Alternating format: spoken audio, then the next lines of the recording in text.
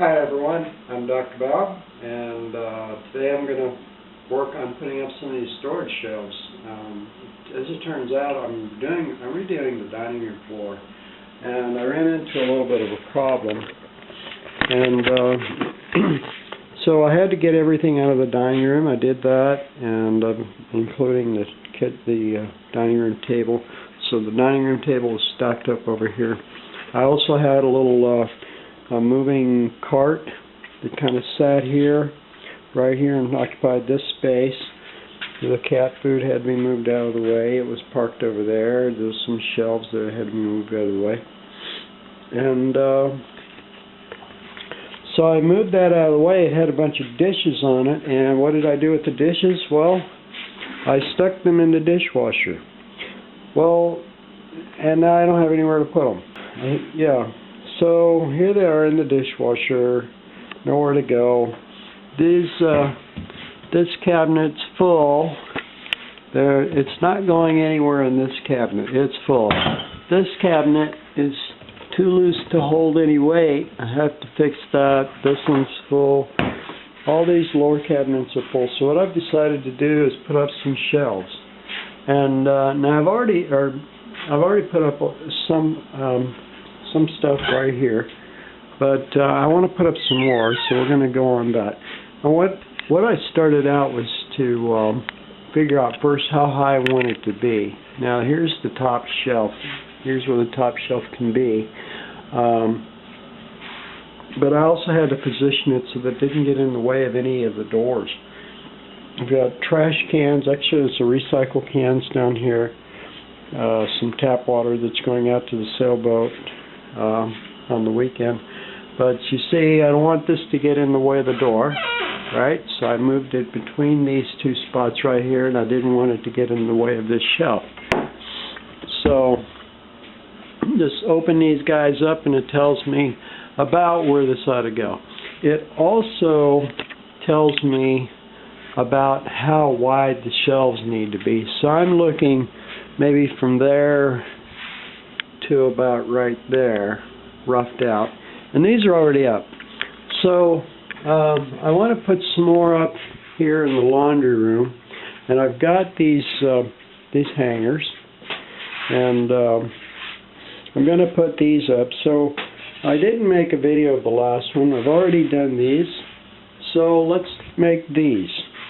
One of the things that I know about these walls are not half-inch board. Normally they put up half-inch board on new construction, but these walls are built back in 1964. So this is all 1-inch thick plaster, very thick, very heavy stuff. And so I should be able to support some good weight here. Not too much weight, but enough. I mean, these guys, I don't think they go to the concrete. And it's got a lot of stuff on here. So these are like a lot of tools and everything. I mean, this stuff is heavy. So and this, I'm pretty sure that's not nailed into the concrete. It could be. Yeah, that probably is nailed into the concrete. But this one isn't. So these are hooked onto the wall and supported by that. This one, these also are supported by the wall. I don't think there's a beam right there. So anyway, we're going to go through this.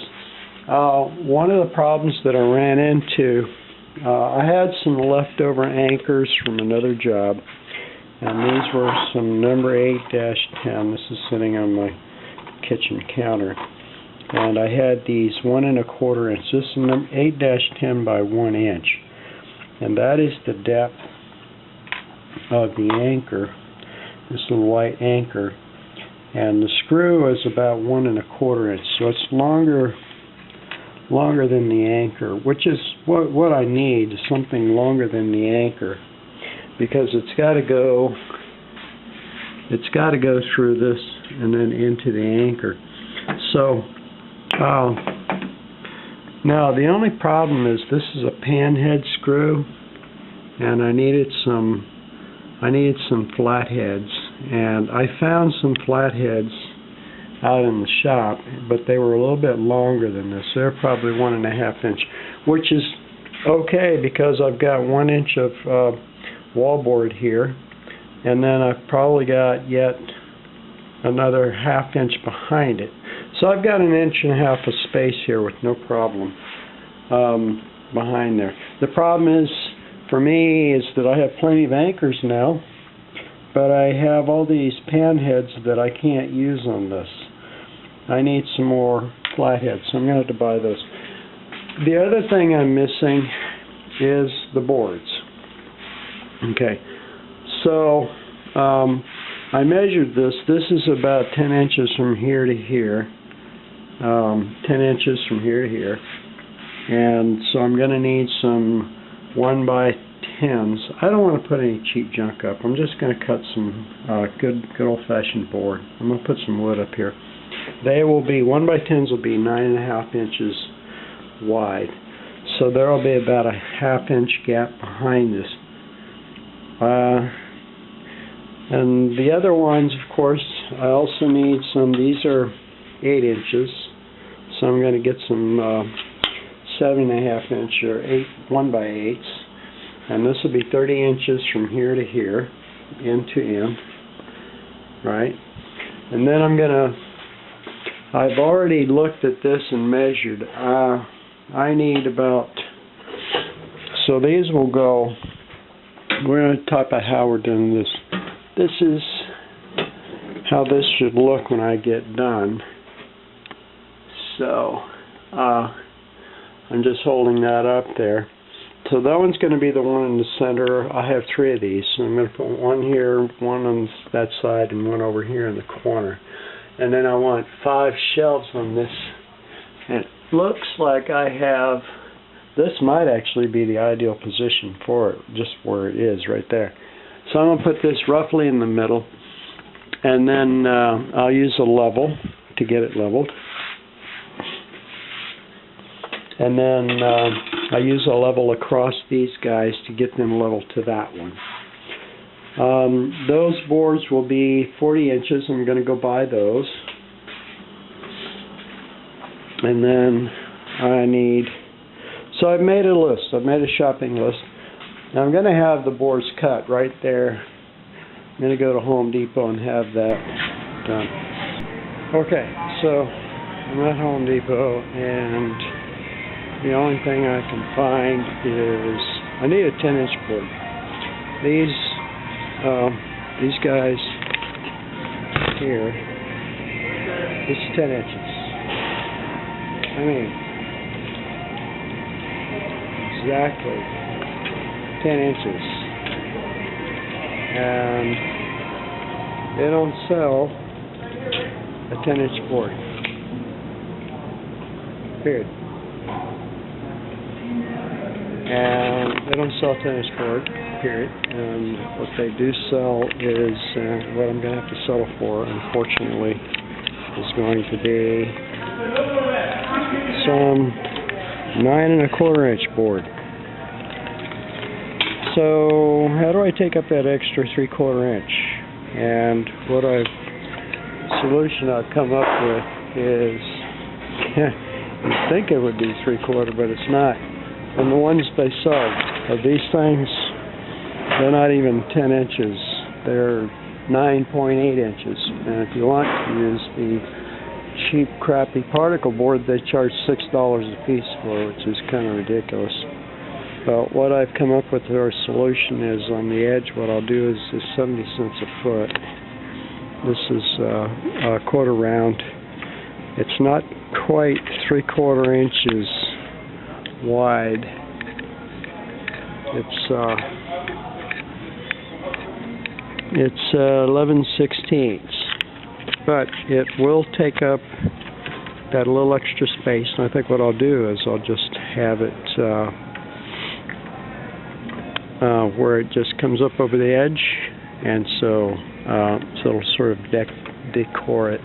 I can glue these on, and they'll cut the boards for me. I don't think I want this one because it's got a chewed up edge there, and this guy's not going to cut that off just for the heck of it. So I'll need 2 of these. They're 70 cents a foot.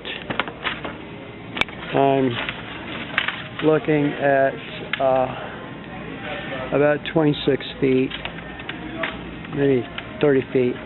So it's going to be about $20 for this, just for this stuff. Those boards are $26 a piece, because these I bought 2 10s, and I'll cut those. Those are 120 inches, so I need 3 boards of 40. Actually, I need 4 boards of 40 and 5 boards of 30, so I can cut one of these into 3/40s, another one into 4/30s, and then take a 6-footer and cut into a 30 and a 40, then I'll make all the boards that I need. But I also need a 6-foot 1x8, which I'll be cutting into 34-inch, but I have to pay for the whole board. So it's $10 for these. And finding a nice one seems to be the problem. They're not, seriously, finding a nice piece of wood around here. I had to go through the whole stack just to find these, and you can see they're quite unsavory. But that's what we get. So, and there's a halfway decent looking piece. I thought about getting 3 foot, but at $5 a foot, it gets pretty expensive. So here's all my cutting, and I'll have them cut it for me. They'll do that. They won't do rips.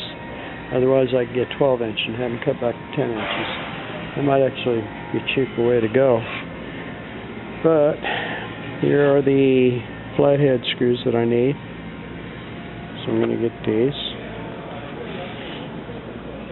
And I think we're just about done shopping. Except I need to get the sulfuric acid to test out the floor. Wow, look at these pieces. They're really messed up. It's like somebody drove their car over this. Okay, well, I need to find a better place to shop. Okay, for wood anyway. Let's see if we can get this cut. So all of this, we got these cut into little pieces, all the little pieces that I needed, and the total cost for that and the screws was $80. And I got a 10% veterans discount, so that was very nice of Home Depot to do that. And we're ready to head back to the ranch. So, hi, I'm Dr. Bob, Saturday afternoon, and today I want to put up some shelves and shelving in my laundry room. Now, this is a project that I've started a couple of weeks ago and went on the back burner, so we wanted to reignite that one because, of course, I've been working on the tile flooring, which is going well. I just ran into a little problem the other day when we had a loose tile, so there's a repair job we did on that. But I'm going to go over and look at some of the shelves that I've already put up. Here are some shelves that I've already put up, and I'm going to talk about a couple of problems that I had with this. Now, one problem that I have is a little bit of a mismatch. You can see the backing here, or the rails that hold the shelves up, and then of course these guys right here. So you can buy the shelf supports right here, and they'll match this right here. The other problem I had was I made the horrible mistake of letting the guy at Home Depot cut my wood for me. I knew the exact dimensions that I wanted on the wood, but he did such a horrible job on it. I'm just, You know, and I'm not going to say bad things about Home Depot or Lowe's. Sometimes you go to Home Depot and you get people who really know what they're doing. And other times you get people who just have no clue. And, you know, I spent half an hour going through all of their wood stack trying to find a good, nice piece of wood. Good, nice pieces of wood. I picked out 3 very expensive, nice pieces of wood, but you know they're pricey. They're charging me $1 a foot for these boards, and all the boards they have on the shelf look like crap. So I spent half an hour picking through them. I said, okay, I'll take these 3 out of the 30 that you've looked through, and then you take it over and they put it on the saw, and the guy picks up your piece of wood and he throws it onto the bed where he's going to cut it. And I'm saying, you know, I said, excuse me, would you please be more gentle with that? So, okay, and then he gets all huffy or ticked off, and he destroys the wood by cutting it badly. Now, cutting wood is a complex project. You would think that cutting a piece of wood is simple, but really it has a lot to do with the speed of the blade, the speed of the feed, which is how quickly, you know, you have a fast blade. And on a rotary saw, the blade moves really fast. So really what's going to control is how fast you go across it. So, and of course the quality of the blade and how old it is. But it looks I mean, I watched the guy, and he goes and he pulls the blade across. Now he could go like that and bring it across slow and make a nice clean cut. But he doesn't. He goes like that and pulls it really fast, and it destroys the edge of the wood. And it does it on every single cut he makes. So I'm tempted to take this $70 worth of wood back to Home Depot and just get my money back, because I'm pretty upset about this. This guy, if he's going to cut wood, they're going to cut wood. They need to do a better job. Look at every single piece of wood that guy cut. He touched. He ruined it. So, I'm just not happy about that. Man, like I said, I really am tempted. Look at this. Look at these pieces of they're all just sticking out here. You can see them sticking out here. See that? It's just, there's no excuse for this. Alright. So it looks like what I want to do, I've got 4 rails here, and I could put 2 rails here, or 3 rails, and if I put 3 rails up here, I would put one in the middle, about right there maybe, and then one on the side over here, and then one on this side over here, and that would make a pretty strong shelf. Now I'm not going to try and hook this up to the boards behind it, because I don't want to go through the wall and look for all those boards, and it's going to end up doing like this.